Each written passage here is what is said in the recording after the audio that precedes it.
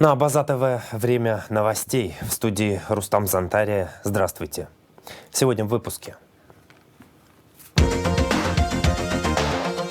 Поворотный момент. 3 сентября 1992 года в Москве было подписано соглашение о прекращении огня в Абхазии. Памяти поэта и гражданина. Литературно-мемориальный музей Дмитрия Гурия организовал акцию по установке памятной таблицы на месте дачи поэта в поселке Агудзер. Об абхазском вине и не только. Эксклюзивное интервью Алхаса Аргун для агентства социальной информации «Апснет».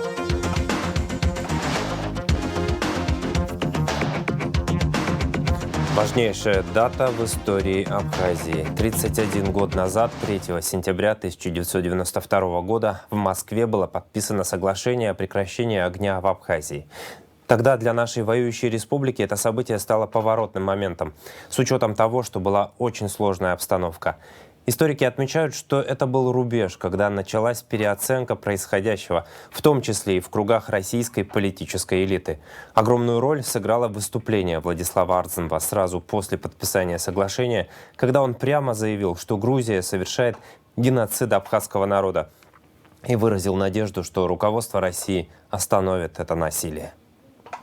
Я должен сказать, что прежде всего, что тоже подписал этот документ, подписал его в силу того обстоятельства, что на территории Абхазии осуществляется геноцид абхазского народа, изгоняются оттуда десятки тысяч людей, русских, армян, греков, произведены огромные разрушения на территории республики.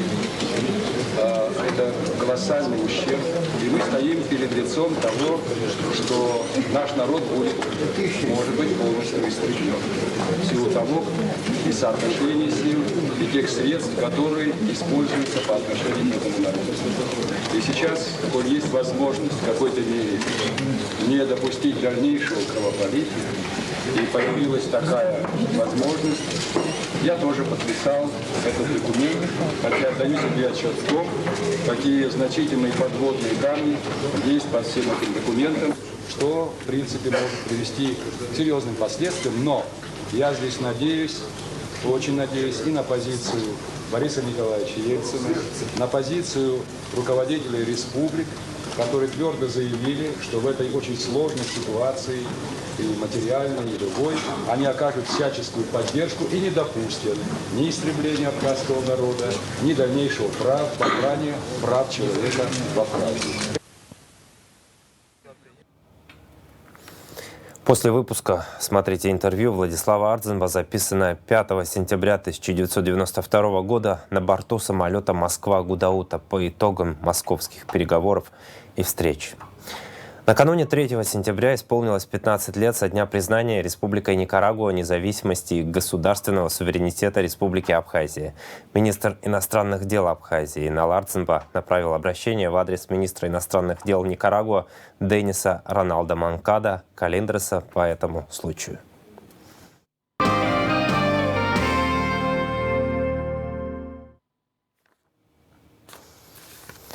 Министерство экономического развития России объявляет о приеме заявок от инвесторов на реконструкцию аэропорта в Сухуме. Заявки от российских юридических лиц принимаются Минэкономразвития России и Минэкономики Абхазии до 15 сентября текущего года.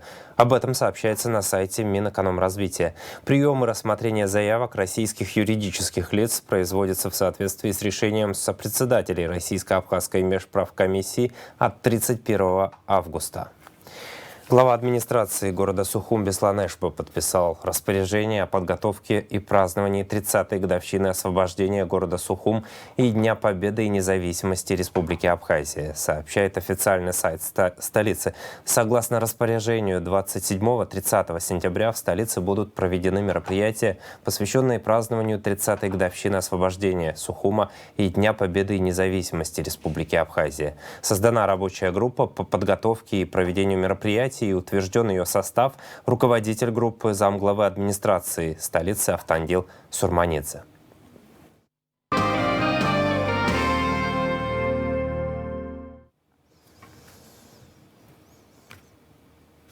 30 августа в ходе проведения совместных мероприятий по обеспечению охраны государственной границы сотрудниками СГБ Абхазии и пограничного управления ФСБ России в Абхазии на окраине населенного пункта Печора Галского района обнаружен схрон боеприпасов, оставшихся со времен Отечественной войны народа Абхазии. Из схрона изъято минометные мины 82 мм 2 штуки, выстрелы к гранатомету СПГ-9 2 штуки, выстрелы к гранатомету РПГ-7В 2 штуки и авиационная ракета «Нурс» 1 штука. Указанные боеприпасы переданы для дальнейшего уничтожения в Министерство по чрезвычайным ситуациям Абхазии. Наркотическое средство в особо крупном размере изъяли сотрудники УР МВД. В результате реализации разработанной оперативной информации с сотрудниками Управления уголовного розыска Министерства внутренних дел по подозрению в сбытии наркотических средств задержан житель города Воронеж. Смотрите материал пресс-службы МВД Абхазии. В результате реализации разработанной оперативной информации с сотрудниками Управления уголовного розыска Министерства внутренних дел по подозрению в сбытии наркотических средств задержан житель Российской Федерации. Женя, представься, пожалуйста. Агапов Владислав Сергеевич. Дата рождения? 24.06.2003. Адрес проживания? Город Воронеж, улица Теплоэнергетиков, дом 13, квартира 127. Временно где на территории Республики Абхазия проживаешь? Никак нет. Никак нет. При личном досмотре, проведенном в одном из служебных кабинетов МВД, у гражданина Агапова изъяты хранимые при себе заизолированные свертки в количестве 13 штук. Внутри свертков находились пакетики с белым кристаллообразным веществом, которое оперативные сотрудники представили на обозрение понятым.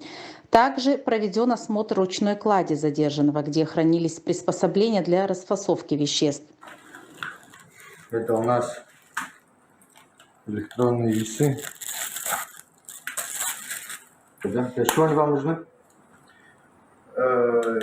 Я У вас собирал из Питера большой сверток и разделил его на 18 штук. С помощью этих весов будет С взвешивать? помощью, да. Также здесь упаковка фасовочных пакетиков. Помимо представленных предметов, у гражданина Агапова изъяты банковские карты и обнаружены при нем сотовый телефон. Задержанный пояснил, что прибыл в Абхазию для осуществления тайных закладок. Да, и доехал потом до Сухума. От Сухума направился в ресторан, в кафе. Вот. И оттуда уже двинулся на кладбище у Каина вроде бы. Точное место показать можете? Название вам вы не помните, вам неизвестно, но показать место вы Показать можете. могу. До вашего момента задержания, сколько вы тайных закладок успели сегодня сделать? 3. В результате дальнейших оперативно-розыскных мероприятий в отношении гражданина Агапова при непосредственном участии последнего и в присутствии граждан, приглашенных в качестве понятых, сотрудники УР МВД исследовали участки местности, где задержанный ранее осуществил реализацию наркотического вещества. В местах так называемых тайных закладок на территории кладбища в селе Яштхо Сухумского района сотрудники милиции обнаружили и изъяли 3 свертка с аналогичным кристаллообразным светлым веществом внутри. Общая масса изъятого при личном досмотре гражданина Агапова, а также во время обследования участков местности наркотического средства метадон составила 12,329 грамм, что является особо крупным размером. Следственным отделом столичного УВД в отношении Владислава Агапова по признакам преступления, предусмотренного пунктом В частью 2 статьей 224 Уголовного кодекса Республики, возбуждено уголовное дело. Сухумским городским судом удовлетворено ходатайство следствия об избрании данному гражданину меры пресечения в виде содержания под стражей. Расследование продолжается.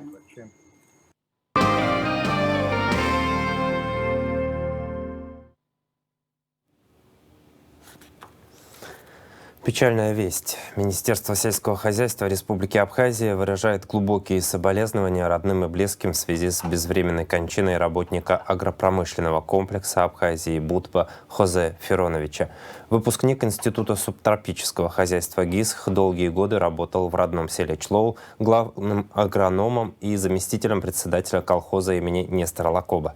Ветеран Отечественной войны народа Абхазии в мирное послевоенное время работал главным землеустроителем управления сельского хозяйства администрации Ачимчирского района и главным специалистом Министерства сельского хозяйства Республики Абхазия.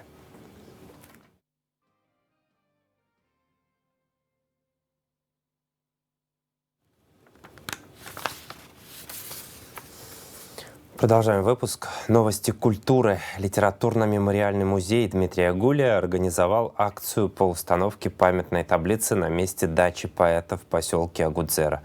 Дача была разрушена в августе 1992 грузинскими оккупационными войсками. Подробности в репортаже Элеоноры Гилаян.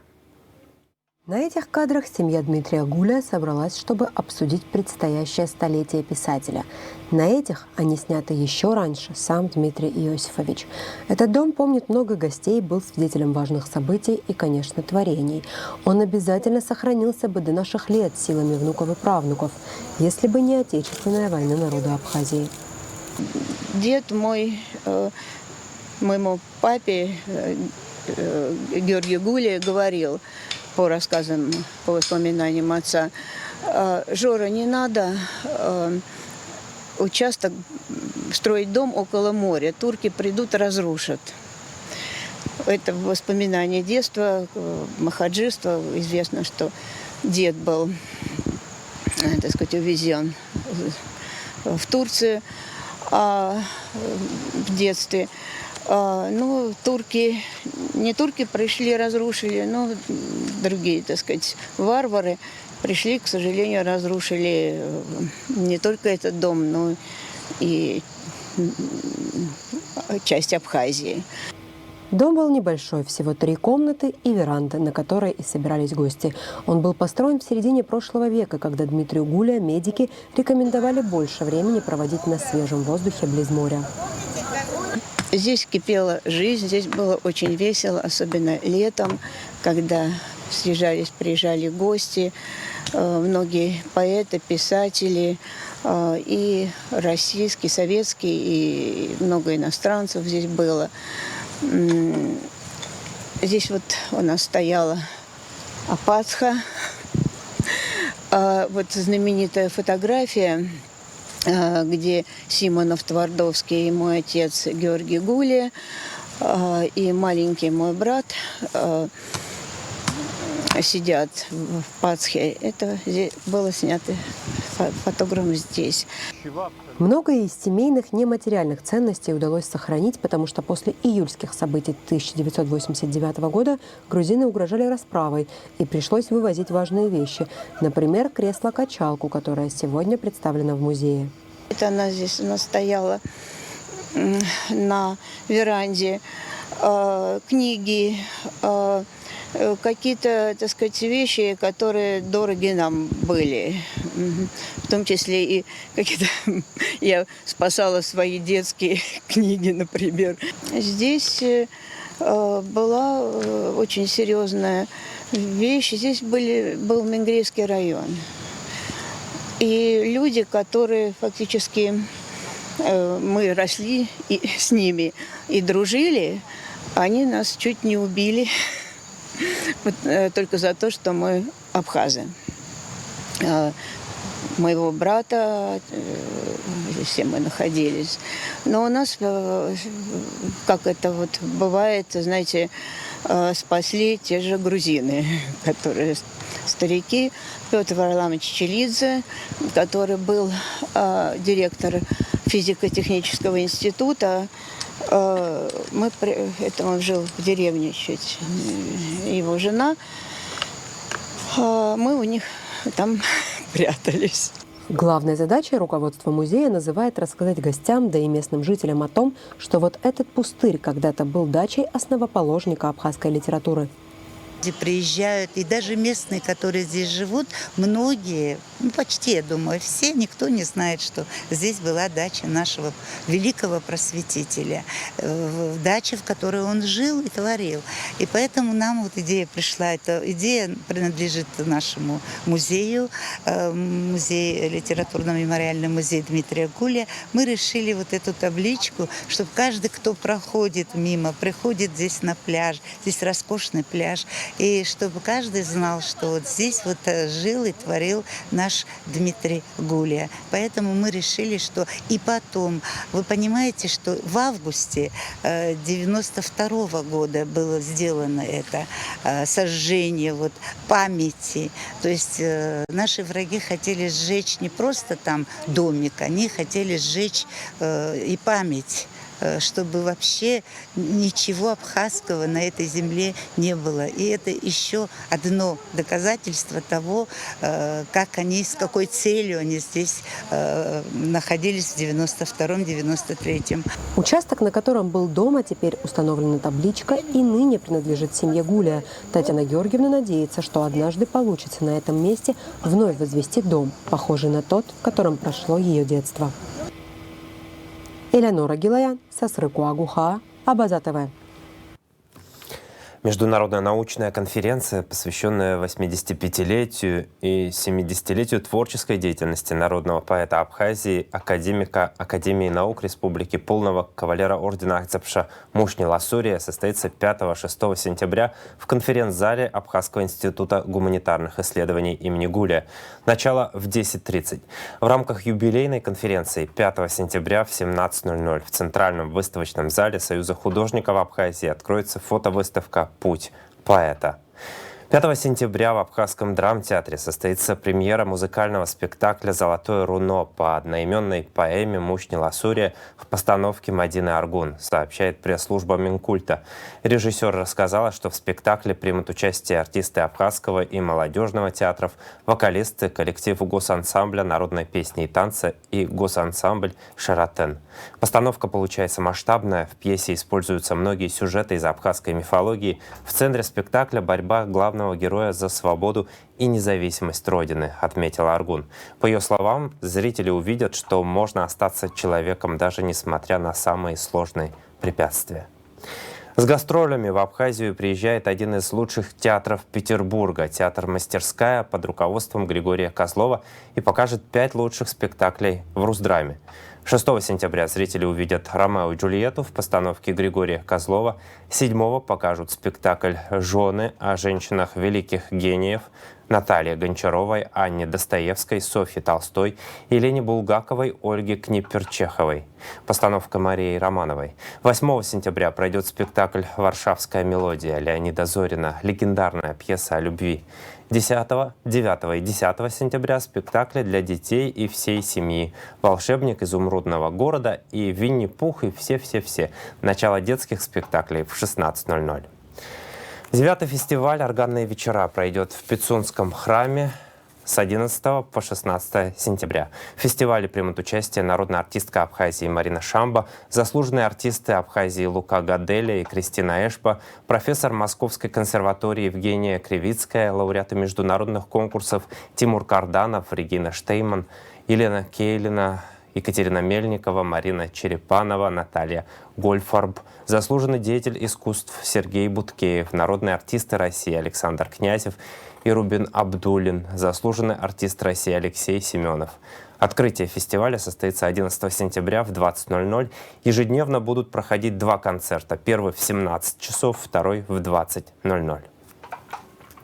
Центральный выставочный зал продлил выставку народного художника Абхазии Батала Джапоа «Белый корабль» до 21 сентября. С 4 числа обновленную экспозицию можно будет посмотреть в малом зале ЦВЗ. С 6 по 8 сентября в столице на месте Сухумской крепости будет проходить выставка «Хрупкость» проекта абхазских художниц Апши Хагба и Дианы Хиндба.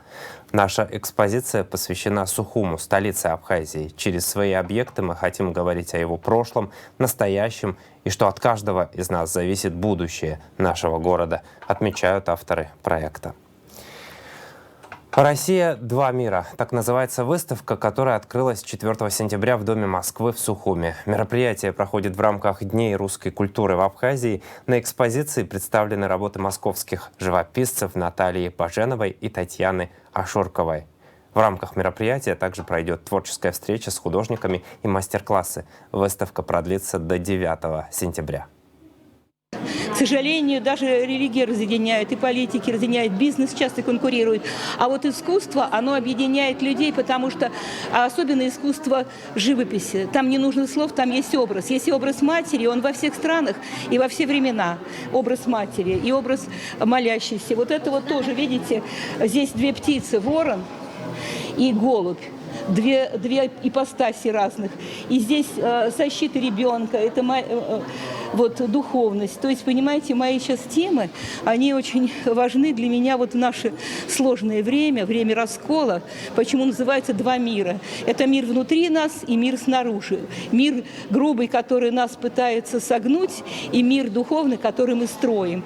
И мы берем пример с древнейших вот таких, вот видите, как вожди Атлантиды, вот эта картина, или как вот там Зазеркалье, или вот Горожанка. То есть духовно, видите, вот старец там такой. То есть я стараюсь какие-то темы поднимать, которые людей трогают за душу. Потому что мне просто вот цветы, пейзажи, и все это, конечно, очень хорошо, но это и так мы видим. А невидимый мир человека, вот я стараюсь вот этот мир показать. Алхаса Аргун знают в Абхазии как успешного директора компании «Аквафон», но далеко не всем известно о его деятельности по выращиванию винограда и изготовлению вин. Сегодняшние виноградники Аргун-Яшта произрастают на земле, где еще 100 лет назад выращивал виноград его прадед. Традиции, по словам Алхаса Аргун, явились одной из причин, по которой он стал заниматься виноделием. Алхас Аргун является президентом Ассоциации виноделов и виноградарей Абхазии. В рамках проектов этой ассоциации сохраняются и приумножаются аборигенные сорта винограда.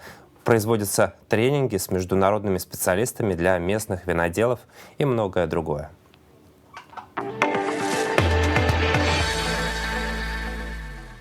Первая бутылка проданная была урожай 2014 года, но это был не мой урожай, потому что винодельню мы построили, виноград посадили, но от момента посадки до получения нормального урожая проходит время.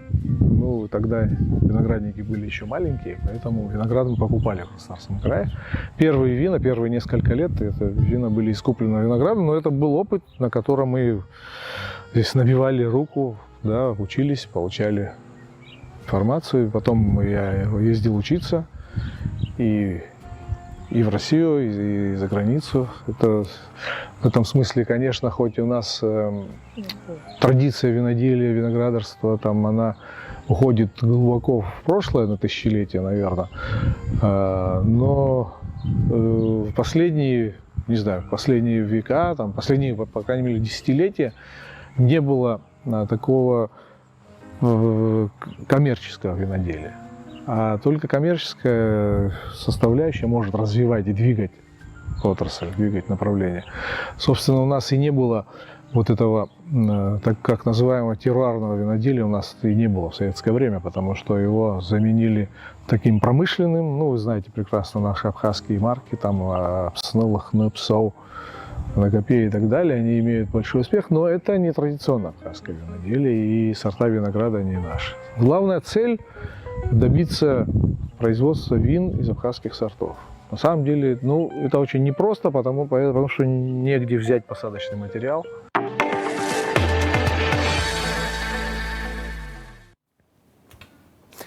Подробнее о производстве вин Аргун-Яшта, о деятельности Ассоциации виноделов и виноградарей Абхазии, о работе международных организаций в этой сфере, о проблемах, планах и многом другом в эксклюзивном интервью Алхаса Аргун для агентства социальной информации «Апсны» в нашем вечернем эфире.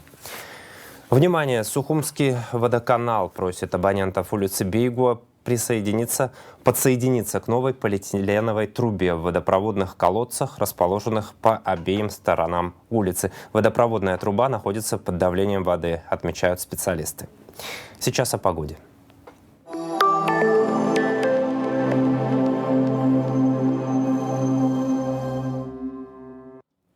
Во вторник, 5 сентября, в Абхазии ожидается переменная облачность, жаркая погода без осадков, атмосферное давление пониженное, ветер слабый и умеренный, температура воздуха ночью от 18 до 23, днем от 27 до 32 градусов. Температура морской воды 28 градусов, волнение морской воды значительное и умеренное, относительная влажность воздуха от 60 до 90%.